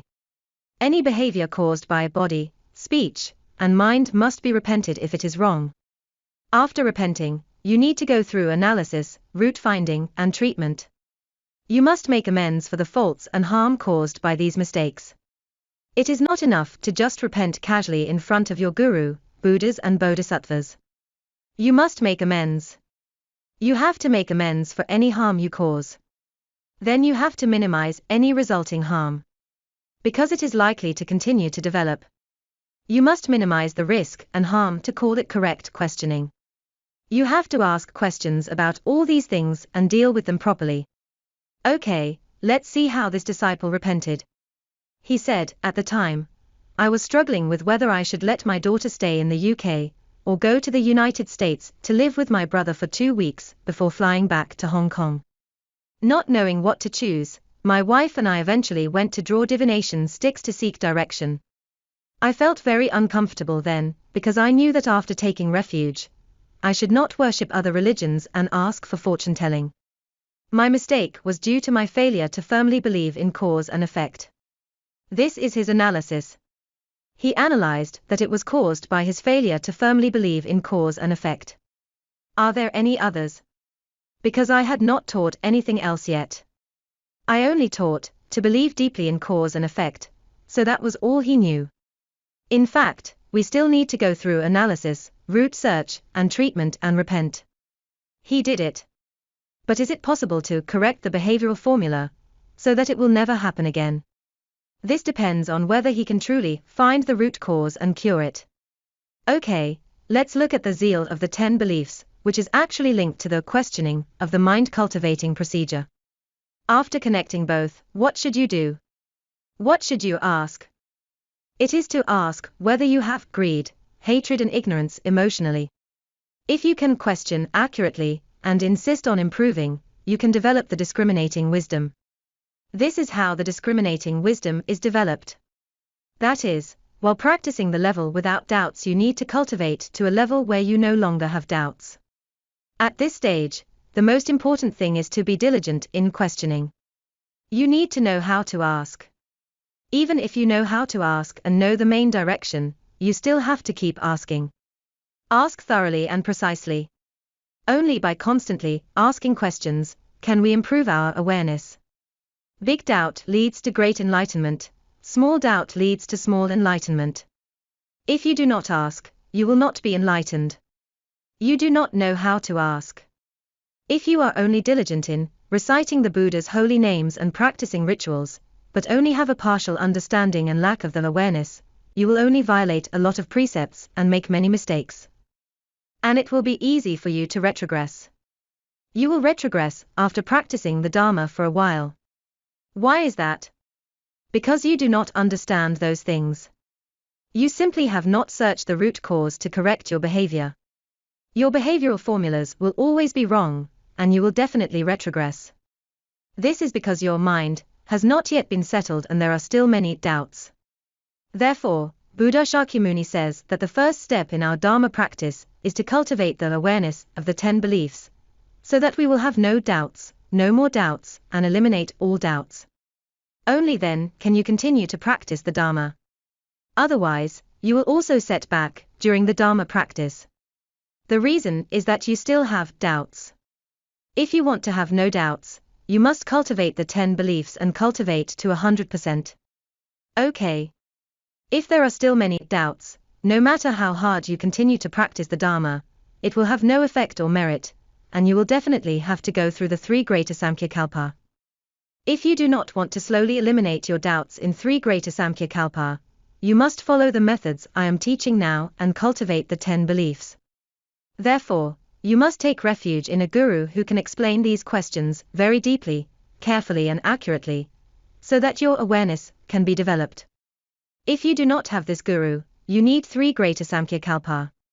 No matter how many empowerments you have received, or how many powerful rituals you have practiced, these are all things for later. If your mind and the mind cultivation cannot develop the awareness, you will never be able to cultivate it. That is, if you do not have a guru, you may not succeed even if you have to practice the Dharma for 3 greater Samkhya-kalpa. Well, for the faith and the remembrance of the 10 beliefs, we must accept 3 things. What about the zeal? You have to question. There are three things to ask. First, what is the goal? Second, is there greed, hatred, or ignorance? Third, is there any action that causes a mistake? You must question these three things. Do not hesitate to ask. Moreover, in the process of solving problems, you should not abide in forms, so that you can release your awareness. After that, you can achieve not abiding in anything to develop the mind. When the awareness is developed, the discriminating wisdom is developed. Okay, what is the next step in the mind cultivating procedure? It is analysis. What is analysis? You have to analyze based on the goals you have set. You need to collect enough information based on timing, favorable geographical location, and human harmony, and then analyze it. Make an analysis based on the precepts you have taken and the Dharma you have learned. Analysis based on timing, favorable geographical location, and human harmony is of mundane Dharma, worldly knowledge. Analysis based on the precepts you have taken and the Dharma you have learned is of the supramundane Dharma. The fourth of the 10 beliefs is the wisdom. What is the wisdom? It means one that is intelligent, clear, and up to the level, including both the mundane and supramundane dharmas. What is the mundane dharma? It means that we need to make a careful analysis of difficult problems. This analysis process must include timing, favorable geographical location, and human harmony, with proper reasoning and without attachment. This is called the mundane dharma. What is supramundane dharma? In the process of analysis, you must not give rise to greed, hatred, and ignorance. That is, for example, your opponent is a very vicious one. He has a bad character and often does wrong things. After analysis, you find that this opponent is really worse than a beast, extremely bad. He is vicious, against you in particular. Is it inappropriate? The more you analyze, the angrier you become. It turns out that he stabbed you on the left side, and after analysis, you found that he also stabbed you on the right side. Will you be furious? Will you develop greed, hatred, and ignorance in the process? This is what you need to pay attention to. Whether others are at fault or not has nothing to do with you. He will suffer the retribution and not you. Analyzing whether he is wrong is used to solve difficult problems. The purpose is to solve the problem. In other words, you must be intelligent, very wise, and very clear about these situations, so that you can reach the point that is in place and not deviated. What is in place? In place means to get to the right position. And not in place means not getting, deviating, and going astray. You need to be intelligent, wise, reasonable, and in place. You must not deviate. Your analysis process must be based on the supramundane Dharma, the precepts, and the Dharma. You must be able to develop the awareness during the analysis process. Discovering that your opponent is wrong is just to help you solve problems so that you can be wise and in place. It is not intended to cause any emotional changes in yourself. You must remember this. Making a mistake on this, you will not be able to cultivate the wisdom. Your wisdom will not score enough points, maybe only 20 points. If you want to score 100 points on the wisdom, you have to do all of this. Well, if we use this case as an example, what does it mean? If your goal is your daughter's safety, then is the pandemic more serious in the US or in the UK? Is the virus transmission rate on airplanes higher? What is your family's opinion? What is your daughter's opinion? For your daughter to leave the UK or stay in the UK, what protection measures can you provide her? Comparing the two, which method is safer and more secure? This is how you need to analyze slowly. Here, he says, I hope that drawing divination sticks will give me strength. Why did he say this? In fact, his daughter had accepted to stay in the UK, and his mother had told him that it was better to be still than to move. It would be easier to be infected on the plane. For the safety of your daughter, you have to think clearly. However, his heart was against what his mother said, nor what his daughter accepted. He only looked toward his own heart, and thought about a family reunion. How to convince both his mother and daughter? Well, he thought of one method, and that was to draw divination sticks. Asking for divination, there would be at least a half chance of success. If I pray and draw a divination stick which says that my daughter should be leaving the UK for the US, she will stay in quarantine for 14 days, and then return to Hong Kong for a family reunion. If so, he got his wishes and was more likely to convince his mother and daughter. He could also convince himself. Do you understand? So, he said that this was a selfish choice. He knew. He understood it. Did he know what he wanted? He knew what he was doing. He also mentioned that he did it because he did not believe in cause and effect and did not accept such things. Also, his goal was set incorrectly. So, you must remember that if you do not consider the opinions of your daughter and your mother and insist on letting your daughter leave the UK, even though there is a divination stick as your justification, if your daughter does get infected by the virus, it will cause your daughter and your mother's resentment. This is detrimental to human harmony. This kind of resentment may last a lifetime, and it is irreversible. It is not worth the loss. You must remember that when solving any problem, during the analysis process, if you find that it may lead to irreversible, unrecoverable results, you have to be particularly careful. You must avoid the important and take the easy, unless forced to. Otherwise, you must not choose this method. Why? Because it is irreversible. It is like betting. Betting once and for all bets are dangerous. You are also entrusting your fate to the hands of your karmic creditors. Because you are gambling, it is easy for others to get involved, right? This is no good. Therefore, when dealing with any difficult problem, you must take other people's feelings and opinions into consideration. This is very important. Because in our remembrance, all sentient beings are Buddhas. We must respect the opinions of all sentient beings and consider their safety at the same time. If there is a chance that the price is too great and there is a chance that it is irreversible, then we must choose the lesser of two evils. It cannot be handled carelessly. Because many things are not perfect. Remember what I say, there is no perfection in this world. You must accept the best in comparing with the rest, instead of insisting on the best in your mind. Otherwise, it is abiding in forms. Once you abide in forms, it will lead to wrong behavior and make you feel painful. What is it? It is what the Dharma says, suffering without getting what you want.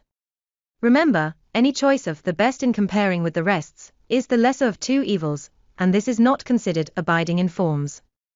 It is not an attachment. Because you have made a rational comparison, it is not an attachment. However, if you choose the best in your mind to do it, this is abiding in forms, because you have not gone through rational analysis.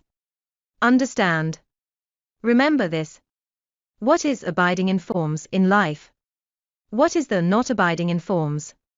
If you want to enter the Dharma realm, you cannot be attached to anything, including the best in your mind, or it is the best in comparison, and none of these forms can be abided.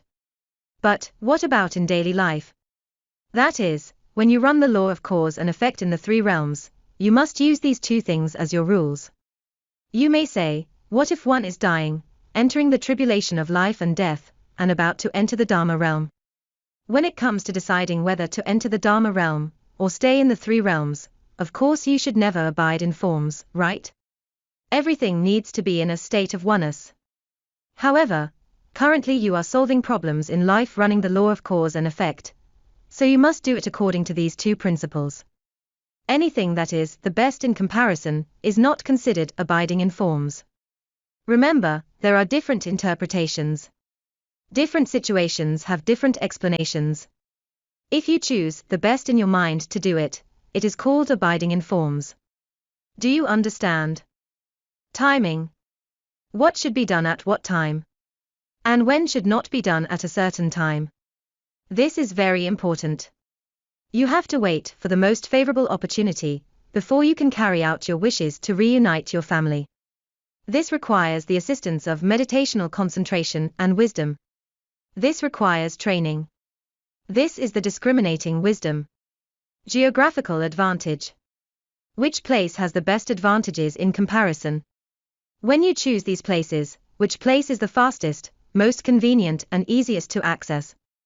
There is no need to ask. Of course, staying in the UK was a geographical advantage, based on the situation at the time, as she was already in the UK.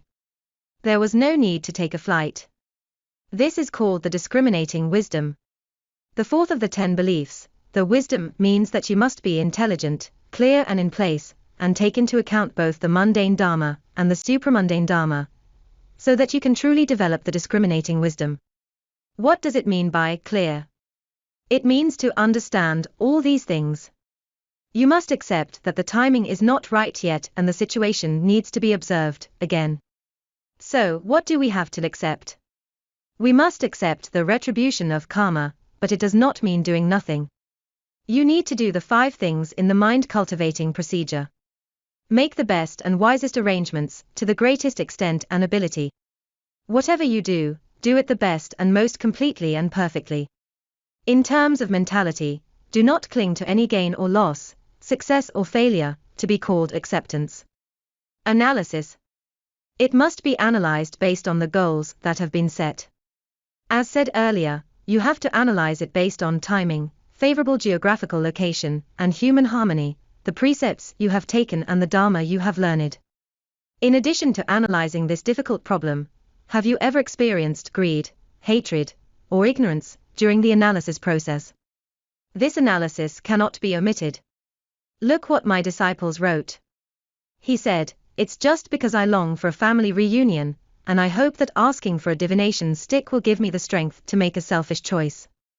Because I don't believe in cause and effect, my actions are just to satisfy my desire to reunite my family." This is his analysis. He did analyze whether he had ever given rise to greed, hatred or ignorance. However, he did not set a goal, nor did he analyze the timing, favorable geographical location, and human harmony. Why? Because this was not taught until now. I am only teaching it now for him to understand. So, he missed these steps. Okay, let's take a look. The wisdom will require the analysis. What should be analyzed? Why do you have greed, hatred and ignorance? You have experienced greed, hatred and ignorance. Why did you have it? You would have asked during the questioning. If you come across greed, hatred, and ignorance, you should do the analysis. Why do you have greed, hatred, and ignorance? Only in this way can you develop the true discriminating wisdom. This is to be linked to the analysis in our mind cultivating procedure. Now, we have had the faith, remembrance, and zeal of our 10 beliefs. The fourth, the wisdom, is to do analysis. What to analyze? Firstly, analyze according to the goal. Secondly, collect data and analyze based on timing, favorable geographical location, and human harmony. Thirdly, analyze why greed, hatred, and ignorance arise based on the precepts and the Dharma. During the process, there must not abide in forms. Only in this way can the awareness be released, and only then can you further achieve the goal of not abiding anywhere in order to arouse one's awareness. If you do not take the first step, you will not be able to arouse this awareness and the intrinsic awareness. That is, you must carry out the first oral pith instruction, releasing your awareness, before the second oral pith instruction, right? The discriminating wisdom can then be developed. Okay, root seeking and treatment.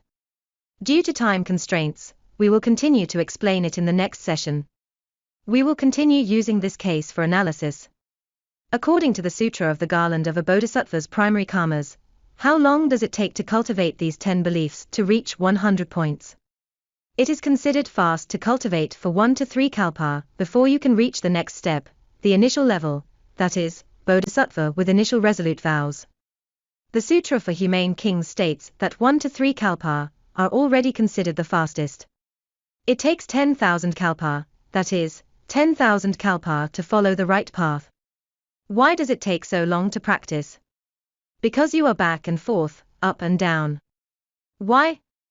Because you do not have a guru to teach you. Treatise on the Awakening of Faith states that you really have to go through 10,000 kalpa to cultivate the 10 beliefs before you can achieve success. Well, how can you become a Buddha through the current body in the present lifetime? You must cultivate the 10 beliefs I am teaching you now. What is the fastest way to cultivate the 10 beliefs? You must apply the mind-cultivating procedure to develop the 5 wisdoms and work with Diamond Sutra's oral pith instructions. Only in this way can you cultivate the 10 beliefs quickly. Mind-cultivating procedure, you already know that there are 5 steps. What 5 kinds of wisdom to develop? I have been teaching them. You still have to follow the oral pith instructions. Without these 2 pith instructions, you will not be able to do it. So, after all of these together, how much longer do you have to practice? It depends on the points you score on the application to determine your speed. How fast is it? If you completely follow the Guru's teachings and take refuge as a disciple, the Guru will teach you everything, including internal visualization, etc. You can achieve success in the present lifetime. If you do not have visualization and more advanced teachings, there is no hope. Like the disciple I mentioned earlier, it was because I did not teach. What should be asked in questioning? Then what should be analyzed in analysis? He would have missed timing, geographical advantages and human harmony, these factors, and did not set goals, or set the goals incorrectly. He would have consulted whether he had set the goals incorrectly. All these were omitted. Like this, you will have to practice for 3 greater Samkhyakalpa. There is no other way. So, remember the goal of the mind-cultivating procedure. What is it? It is to integrate the awareness with the 10 beliefs and train to develop the 5 wisdoms. What are the 10 beliefs? 10 kinds of awareness. It is necessary to enhance the awareness, to not abide in forms, and thereby cultivate the 10 beliefs. Then you can achieve not to abide anywhere in order to arouse one's awareness. Working with the 10 beliefs, you can completely solve all difficulties and shortcomings in mind and daily life. With not abiding in anything to develop the mind, work further with emptiness to achieve perfect enlightenment. This is our goal. Remember, not abiding in forms does not mean accepting and then doing nothing. It means that you must work with the 10 beliefs and do it without any attachment. Not abiding anywhere in order to arouse one's awareness is a kind of positive acceptance, which is the same as facing it actively, as using the agile awareness with the 10 beliefs to develop the wisdom to reflect on all actions. So, remember that acceptance in our mind-cultivating procedure can train us to develop the wisdom of equality. Questioning, analyzing, and finding the roots can help us develop the discriminating wisdom. Treatment: if we want to cure all our behaviors and all problems, we must rely on the Dharma, precepts and the enhanced awareness. If you can do this, you can develop the all-accomplishing wisdom. When these 3 types of wisdom can be developed, and you can successfully solve a problem, you must solve it successfully. If you cannot solve it, it means that your wisdom has not yet been completed and perfected. If you can solve it, it means you have achieved it more or less. Moreover, correct your shortcomings and the mind, which is the most important. If you cannot do this, it will be useless even if you can solve the problem. Also, you do not abide in forms, so you can develop the next awareness and cultivate the mirror-like wisdom. After cultivating the mirror-like wisdom, lead it into the emptiness, the state of oneness, without abiding in forms. You will further develop the awareness of not abiding anywhere in order to arouse one's awareness. Then you can develop the Dharmadhatu wisdom. If you have compassion and bodhicitta, throughout the whole process you must work with these, otherwise, you will not be able to have these wisdoms. When you work with all these, you will definitely be able to develop the 100% of bodhicitta, the perfect enlightenment. That is, you can become a Buddha. For these, you can refer to the Compassion and Bodhicitta series of our Dudjom Buddhist Association, International's TV channel on YouTube, from episode 20 to the current episode 37, not the 34th episode. That's it for today.